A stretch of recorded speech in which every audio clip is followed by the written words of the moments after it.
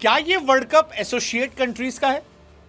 Well इस साल 2026 T20 world cup में एसोसिएट्स नेशन जो है वो फुल फ्लेजेड नेशन को बता रहे कि बाबू क्रिकेट में कुछ भी हो सकता है। मतलब यूएसए ने इंडिया को ऑलमोस्ट पटक दिया था, नीदरलैंड ने तो हरा ही दिया था, स्कॉटलैंड ने सरप्राइज किया था, लेकिन नेपाल ने इंग्लैंड को लगभग हरा दिया था। वो जो नीदरलैंड के प्लेयर ने कहा था कि पाकिस्तान जीता नहीं, हम हारे, नेपाल के लिए भी आप वही कह सकते हो। इंग्लैंड नहीं जीता है, नेपाल हारा है। वो जो 4 रनों से हार हुई है वो नेपाल की हार है, क्योंकि इस मैच में इंग्लैंड धुआं धुआं हो गई थी। इंग्लैंड के सारे खिलाड़ियों के होश फाख्ता हो गए थे। 184 रन बनाने के बाद अगर आप एक एसोसिएट नेशन के सामने पानी पीते नजर आ रहे हैं, हांफते नजर आ रहे हैं, कप्तान को बार बार कूदना पड़ रहा है, हैरी ब्रूक को परेशान होना पड़ रहा है, दैट डिफाइंस की मैच बड़ा तगड़ा था। T20 वर्ल्ड कप 2024 में नेपाल जो है वो 1 रन से हारी साउथ अफ्रीका से, और आज वो इंग्लैंड से 4 रन से हारी। और मुझे लगता है ये दोनों मैच उनका था। शायद भविष्य में जीतेंगे भी, अभी नई टीम है, इसलिए पूरा मैच कंट्रोल करने के बाद आखिरी लम्हों में वो जो पैनिक सिचुएशन आती है, वहां जहां एक्सपीरियंस काम आता है, वो शायद रह गया। बट लगभग ये मैच वो जीत गए थे, लगभग मैच जीत गए थे। नेपाल को आखिरी ओवर में 10 रन चाहिए थे, और अगर आपको T20 मैच में 10 रन चाहिए तो आपका मैच जीता हुआ होता है। मतलब 10 रन इज नथिंग अगर आप 184 चेस कर रहे हो और आपके पास एक वेल एस्टेब्लिश बल्लेबाज है। लेकिन वही था कि आखिरी ओवर में नेपाल ने थोड़ा स्ट्रगल किया। 0-1-1-2-0-1। सैम करन जो इंग्लैंड के हीरो रहे हैं, मैन ऑफ द सीरीज रहे थे, प्लेयर ऑफ द सीरीज एक जमाने में जब इंग्लैंड चैंपियन बनी थी, आज उन्होंने फिर बताया कि वाई ही सो यूजफुल, और इस मैच को लगभग हारा हुआ से जीता हुआ कर दिया। 4 रन से इंग्लैंड जीत गई, केवल 6 रन गए इस मैच में, मतलब इस ओवर में, विच इज क्वाइट अनफॉर्चुनेट कि यार इतना क्लोज मैच आ कैसे। हालांकि नेपाल ने जबरदस्त खेला यार आज के मैच में। नेपाल बहुत अच्छी पारी खेली। नेपाल मतलब धुआं धुआं कर रही थी।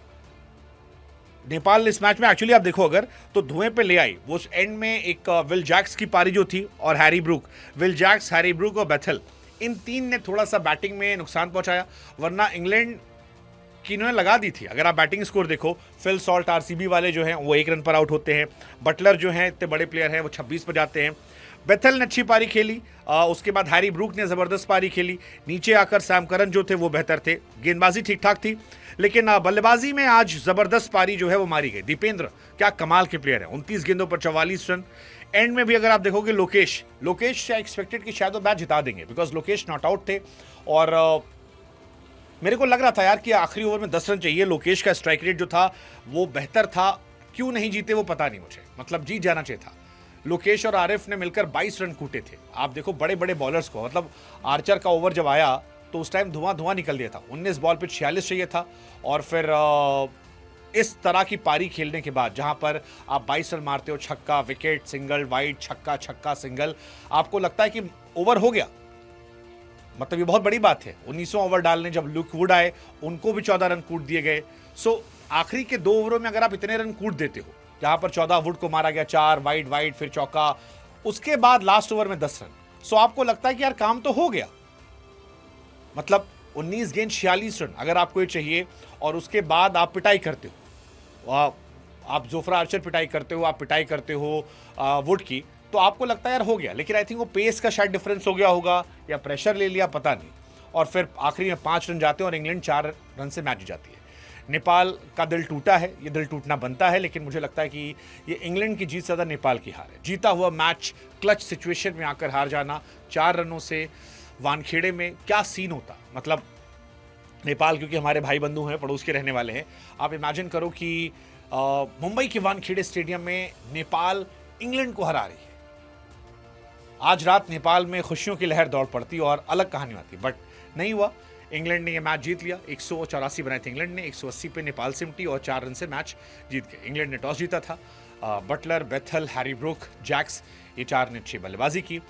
नेपाली गेंदबाजों की बात की जाए तो शेर मल्ला 3 ओवर 35 रन, दीपेंद्र हमेशा की तरह अच्छे थे, बैटिंग बॉलिंग दोनों, 3 ओवर 2 विकेट। नंदन यादव अच्छे थे, संदीप लामिछान इकोनॉमिकल थे, 1 विकेट निकाला। बैटिंग में रोहित थोड़ा स्लो थे। मुझे लगा कि शायद नेपाल के हारने का रीज़न ये भी था कि 34 गेंद अगर आप 39 रनों बनाते हो तो फिर मतलब वो एक स्लो बैटिंग थी 34-39 पे, तो आई थिंक वो एक प्रॉब्लमेटिक था क्योंकि आप बेटर एक्सपेक्ट करते हो। रोहित का बैटिंग एवरेज वाज 114, 2 छक्के 2 चौके मारने के बाद, यानी डॉट बॉल्स जो है बहुत खाई उन्होंने 119 के बैटिंग के एवरेज से। I think this could be one of the reason.